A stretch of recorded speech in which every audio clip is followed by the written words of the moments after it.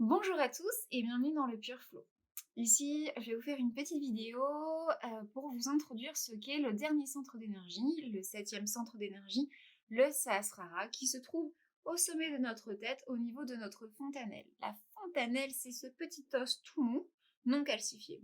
Disons que c'est une zone non calcifiée que les bébés gardent mou à la naissance et donc en grandissant, on va avoir l'os du crâne qui va se refermer, se reconsolider autour de cette zone molle.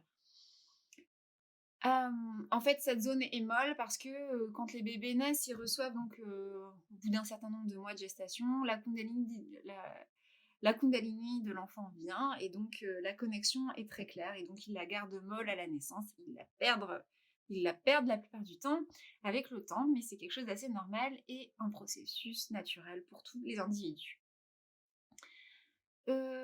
Qu'est-ce que le Sahasrara? Donc le Sahasrara, c'est le dernier centre d'énergie. Parfois, on l'appelle le chakra couronne dans certaines cultures ou dans certains milieux. En fait, c'est effectivement le dernier chakra ici qui couronne notre être, et qui se trouve autour sur la fontanelle. On le représente parfois, avec un chakra à 1000 pétales. Ça représente toutes les qualités en fait, qui s'établissent en nous grâce à l'ouverture de ce centre d'énergie et c'est un chakra d'intégration. C'est le chakra de la connexion. Donc c'est-à-dire que on est dans une ère particulière aujourd'hui où, tout individu peut ouvrir ce centre d'énergie et grâce à cette énergie de la Kundalini à l'intérieur de nous, l'énergie de la Kundalini va monter, traverser tous les chakras et percer le dernier centre pour se connecter à l'énergie autour de nous. En se connectant, elle nous donne comme une deuxième naissance, une deuxième un deuxième éveil en fait sur le monde, une deuxième conscience des choses qu'on n'avait pas spécialement à la naissance. Parce que c'est comme commencer à réaliser les choses sous un autre angle, se réaliser soi-même. D'ailleurs, on dit aussi la réalisation du soi, c'est réaliser ce qu'on est soi profondément au-delà de notre conscience de notre ego, de notre super-ego, de notre background, nos histoires, notre culture, nos objectifs, tout ça, en fait, ce ne sont que des habits qu'on va mettre sur nous. C'est, ce sont des facteurs dans nos vies, mais ça n'explique pas qui on est.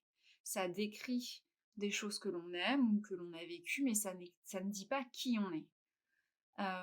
Et le soi, c'est ce que vous êtes profondément. C'est une valeur éternelle qui ne bougera pas, quels que soient les contextes dans lesquels vous vous mettez ou vous vivez. Il y aura toujours un truc continu qui ne bougera jamais. Une valeur éternelle en fait. Et c'est cette chose qu'on va réaliser de plus en plus grâce à l'éveil de la Kundalini. Quand on touche à ce soi et à ce bien-être, on rentre dans un état incroyable de béatitude, simple, quoi. Hein, une béatitude quotidienne simple, qui est pas, parfois elle est pas, incroyable et transcendantale, parfois elle l'est, hein. Moi je vous le dis très clairement, vous pouvez vraiment toucher à des états, incroyables d'illumination réelle, de Bouddha, simplement.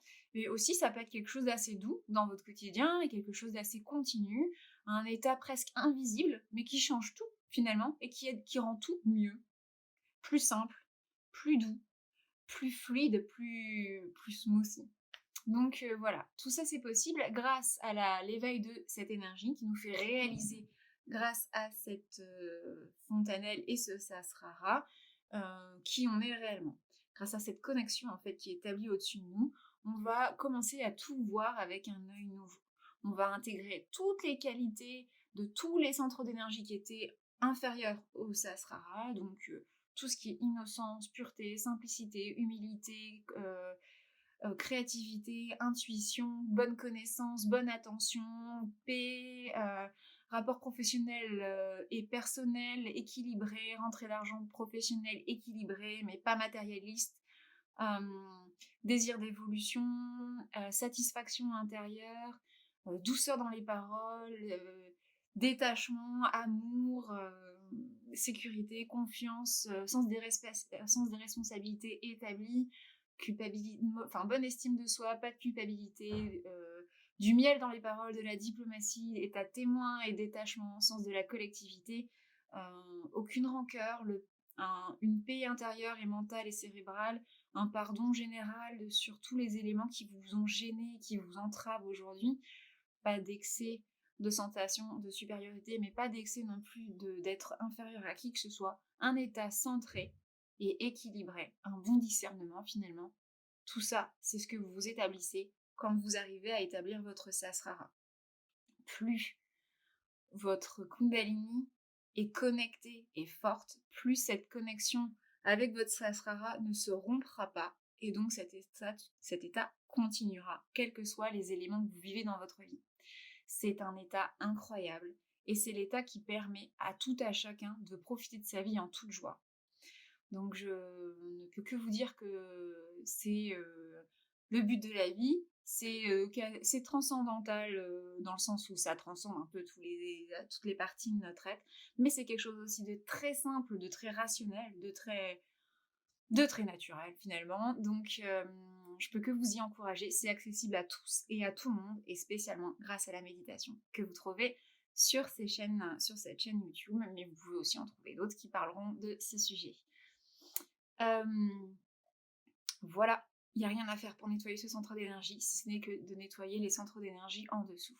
Une fois que la Kundalini arrive ici, elle n'a pas à être nettoyée, elle est pure et elle a déjà réussi à passer tous les éléments. Elle a juste à se connecter et fusionner en fait avec les énergies autour de nous, enfin la Paramshatanya, donc du coup cette énergie qui est présente partout autour, et redescendre tout doucement et renourrir de toutes ces informations et de toutes ces qualités notre être subtil. Voilà. J'avais une pensée qui m'a traversée et elle est partie, donc je pense que ce n'était pas dans cette vidéo que je devais vous la délivrer. Et voilà. Ceci étant dit, je vous souhaite de pouvoir vous établir dans cette méditation et de faire confiance à cette énergie qui va vous amener naturellement, spontanément, tout doucement, avec beaucoup de douceur en fait et de simplicité, au rythme de chacun, ce que chacun a besoin, à vous éveiller à cette connexion et à cette dimension intérieure, et ça va être quelque chose d'assez simple et de léger pour vous. Vous serez perçu à la suite de ça comme quelqu'un de lumineux, de positif. Les gens chercheront votre compagnie, aimeront être avec vous et seront demandeurs de plus de votre attention, de plus de votre amour. Enfin, finalement, c'est un peu ce mot-là qui me vient, mais de plus de bien-être de votre part. En fait, vos paroles, vos mots, vos gestes, vos regards seront nourrissants, assez lumineux. Ça va profondément, en fait, subtilement agir sur les autres. Ce que vous établissez pour vous, vous l'établissez aussi pour les gens qui vous entourent. Ce dernier chakra est super, c'est l'objectif. Et une fois qu'on l'a établi, on ne fait que le renforcer et la vie devient toujours meilleure. Par contre, il faut savoir que pour arriver à se connecter là-haut, la Kundalini doit traverser tous les centres d'énergie de notre être subtil. Et donc, du coup, il faut comprendre que c'est comme passer dans un drain rempli de cailloux. Et voilà, elle passe comme des cheveux qui, hop, dans les trous de serrure parfois, et elle arrive à monter. L'idée, c'est que quotidiennement, par la pratique de la méditation, on nettoie, on dégage en fait toutes ces voies de façon à ce que la Kundalini, au lieu de passer comme ça dans des petits coins, et retourner, faire demi-tour et repasser à gauche, bah là, elle puisse monter de façon linéaire, droite. Tout ça, vous le sentez sur vos mains et on verra ça dans notre prochaine vidéo où se trouvent les différents centres d'énergie sur nos mains. Je vous dis à bientôt et merci encore de me suivre sur cette chaîne YouTube. N'hésitez pas à me laisser des commentaires pour me dire ce que vous comprenez pas, les sujets que vous voulez voir abordés. Partagez, likez, ça m'aide du coup à avoir de la lisibilité sur les réseaux sociaux, et surtout à gagner plus d'auditorat.